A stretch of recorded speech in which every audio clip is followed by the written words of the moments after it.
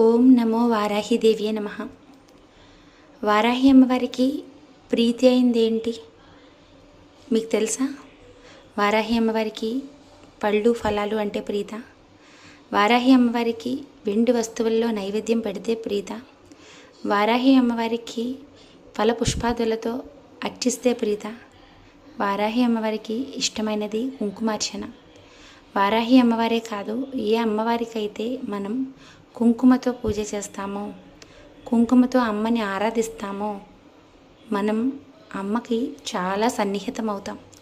అమ్మకి కుంకుమ పూజ ఎప్పుడైతే చేస్తామో, మన ఇంట్లో ఏదైతే మనశ్శాంతిని కోల్పోతామో ఆ మనశ్శాంతి అనేది తిరిగి వస్తుంది.